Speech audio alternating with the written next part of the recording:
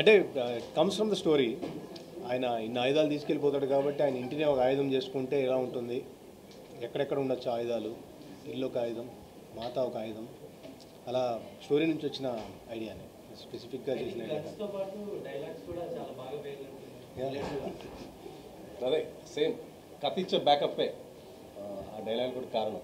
PUBG game కంటే సినిమాలో ఎక్కువ గేమ్లు ఉన్నాయని కొంతమంది ఇంకా వెళ్ళడానికి ఫిక్స్ అయ్యారు. అంటే బ్యాచ్ అంటే పబ్జీ బేసిక్గా ఏంటంటే తెలియకుండానే మనలో రెలవెంట్ థింగ్ అయిపోయింది. అంటే ఒక పాయింట్లో నేను చాలా చిన్న పిల్లల దగ్గర నుంచి పెద్దవాళ్ళ వరకు పబ్జీలు ఆడుతూ దాన్ని ఇంకా ఏకంగా బ్యాన్ చేసే పొజిషన్కి వచ్చిందంటే స్కోప్ పెట్టు, సో స్కోప్ కరో back side, why can't we use it అని అనిపించి వాడుకున్నాం అంతే. I think kids are enjoying it very much. చేశారు కదా పార్ట్ 2, సో ఎలా ఉండబోతుంది మా ఎక్స్పెక్టేషన్స్, ఎలా పెట్టుకోవచ్చు, యాక్షన్ ప్యాక్డా లేదంటే సో అంటే ఒకటి మనం ఈ సినిమా ఫస్ట్ నుంచి కూడా ఆ సినిమాలో డైలాగ్ ఉంది, ఇందే డైలాగ్ యాక్చువల్లీ, గేట్లు వేసాం, సైరన్ వేసాం, అలాగే సినిమా ట్రైలర్లు వేసాం, టీజర్లు వేసాం, సినిమా యాక్షన్ ఫిల్మ్ డ్రామా అని చెప్తూ వచ్చాము. నువ్వు శంకరాభరణం ఎక్స్పెక్ట్ చేసి వస్తే మనం ఏం చేయలేము. సో ఇది యాక్షన్ డ్రామా, యుద్ధకాండ తీసినా కూడా యాక్షన్ డ్రామాలానే ఉంటుంది, యాక్షన్ ఫిల్మ్లో ఉంటుంది, కమర్షియల్గా ఉంటుంది, మాస్ ఆడియన్స్కి రీచ్ అవ్వడానికే ట్రై చేస్తాం. సో దీంట్లో అఫ్కోర్స్ స్టోరీ టెల్లింగ్లో మనం కొంచెం ఎన్హాన్స్మెంట్స్ ట్రై చేస్తాం, ఒక ఫినిష్ ఇవ్వడానికి ట్రై చేస్తాం, కానీ బట్ మేజర్లీ తీసేదైతే కమర్షియల్ యాక్షన్ డ్రామా. రవితేజకి ఎలా కన్విన్స్ చేశారు? బేసిక్గా ఆయన జోనర్ సపరేట్ ఉంటుంది, ఆ కంఫర్ట్ జోనర్ నుంచి బయటకు వచ్చి యాక్షన్ ప్యాక్ ఫిల్మ్ ఇప్పుడు వరకు చేయలేదు ఆయన. అంటే యాక్షన్ అనగానే కమర్షియల్ ఒక లేబుల్ వచ్చేస్తుంది కాబట్టి ఆటోమేటిక్గా ఆయన ఈ వాజ్ వెరీ ఓపెన్ ఫస్ట్ నుంచి కూడా.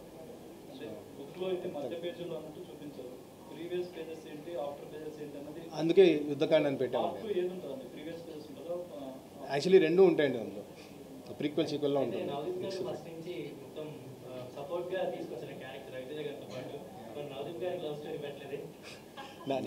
నేను ఆయన్ని ప్రేమిస్తుంటా. రొమాన్స్ అదే సెకండ్ పార్ట్లో మీరు చూస్తాడు బ్రోమాన్స్.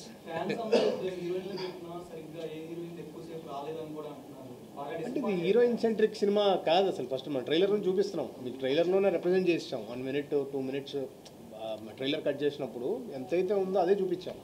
అంటే స్క్రీన్ పైన మీరు అన్న పాయింట్, ఇప్పుడు స్క్రీన్ పైన స్క్రీన్ టైం గురించి మాట్లాడితే మీరు అనింది కరెక్టే, కానీ ఇప్పుడు కథ ప్రకారంగా మాట్లాడితే సహదేవ్ ఇప్పుడు తను అన్నట్టు తను అంటే ఆయన క్యారెక్టర్, నేను చాలా కాంట్రాక్ట్లు తీసుకున్నా ఏది మిస్ అవ్వలేదు, కానీ ఇప్పుడు నేను చేసేది లైఫ్ టైం కాంట్రాక్ట్, నా వైఫ్ ఇచ్చిన కాంట్రాక్ట్ అనేది ఒక మాట అంటారు కదా. So if you see the driving force, it is the heroine కాదు. ఇది నీ ఫ్యాన్స్ అడిగారన్నా, నీ ఫ్యాన్స్ చాలా సెన్సిటివ్గా డీల్ చేసే విషయం అంటే డ్రగ్స్ కానివ్వండి, గన్స్ కానివ్వండి. సో నెక్స్ట్ దాంట్లో కూడా ఈ గన్స్ నే ఇది చేస్తారా లేదంటే వెపన్స్ నే చేస్తారా? అంటే ఈగల్ అనే పాత్ర బేసిక్గానే గన్స్ నుంచి వచ్చాడు. అతను వాల్మీకి లాగా మనం ఏంటంటే బేసిక్గా ఒక రిపెంట్ అయ్యి then he decides to go against it అనేది మనం చూపిస్తూ వచ్చిన ఐడియా.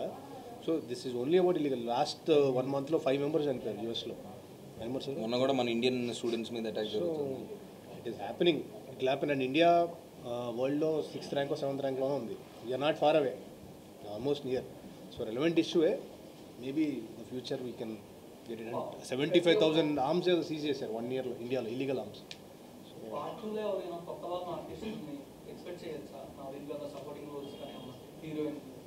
సో అది కంప్లీట్లీ అసలు టూ ఎర్లీ టు కమెంట్. చూసారు సినిమా? అంటే తక్కువ ఎక్కువతో సంబంధం ఉన్న ఇంపాక్ట్ ఏంటి అనేది పాయింట్. సో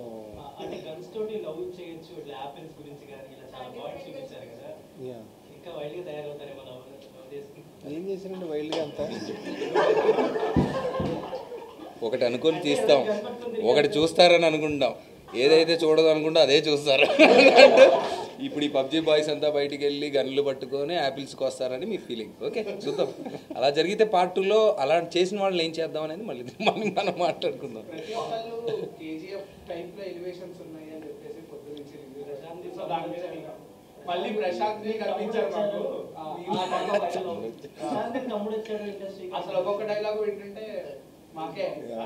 లేదు సింపుల్. అంటే తీసుకున్న పాయింట్కి ఆయన సినిమాలకి అసలు మాకు సంబంధం లేదు, మనం తీసుకున్న సోల్ వేరు. But when something has had, ఆయన ఒక మార్క్ సెట్ చేశారు కాబట్టి ఆటోమేటిక్గా somebody is putting it to it, it's okay. విధ్వంసంలో కూడా అంటే తన పాపకి బదులుగా వీళ్ళ పాపని ఇవ్వాలి అని ఆ పాయింట్ తీసుకున్నారు కదా, దానికి రవితేజ గారు ఏంటి రెస్పాన్స్? ఆయన హ్యాపీ, అంటే ఎమోషనల్ పాయింట్ ఏదో ఉండాలి కదా డ్రామాకి, డ్రైవ్ ఉండాలని ఈ tried all these things.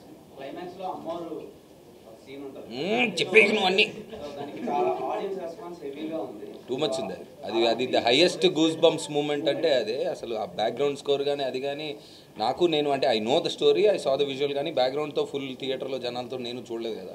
So పొద్దున్న చూసినప్పుడు ఐ థాట్ ఇది బాగా లేచింది, బాగా అది ఆన్ చేసేదే మీరు స్టార్ట్ చేస్తారు, సో ఆ థాట్ ఎలా చూస్తారు? సో అదే ఇందాక చెప్పినట్టు, అంటే ఆయన ఇంటిని ఆయుధం చేసుకుందాము, ఇంతమంది వస్తే ఎలా ఆపాలి, 10 yearsగా అక్కడ ఉంటున్నాడు అంటే ఆయన 4C చేసినట్టే, 10 yearsలో జరుగుతుంది ఇలాంటిది ఒకటి అని. సో 4C చేసుకున్నప్పుడు ఎట్లా బిల్డ్ చేశారు అని మీరు యాక్చువల్లీ డీటెయిల్గా చూస్తే నవదీప్ గారు యాక్చువల్లీ ముందు సీన్స్లో కూడా అది రిపేర్ చేస్తూ ఉంటారు. శ్రీనివాస్ వచ్చినప్పుడు శ్రీనివాస్ హౌస్లా గారు వచ్చినప్పుడు అండ్ ఫస్ట్లో అజయ్ ఘోష్ గారు ఇంటికి వచ్చినప్పుడు ఆ కార్ది ఫిక్స్ చేస్తూ ఉంటారు. సో ఎక్కడ సబ్ కాన్షియస్గా బిల్డ్ చేస్తూనే వచ్చాం, అది తర్వాత పే ఆఫ్ చేసుకున్నాం. పార్ట్ 2 ఏమైనా క్లైమాక్స్ దీనికి నుంచి ఎక్స్పెక్ట్ చేయొచ్చా? లవ్ స్టోరీస్ ఏమైనా పార్ట్ 2 వెళ్తే మొత్తం హై మూమెంట్స్తోనే వెళ్తాం, ఇంకా కమర్షియల్ ఎక్స్ట్రావెంజానే వెళ్తాం. ఇంకా అంతకంటే బెటర్ ఎక్స్పెక్ట్ 100%. Thank you.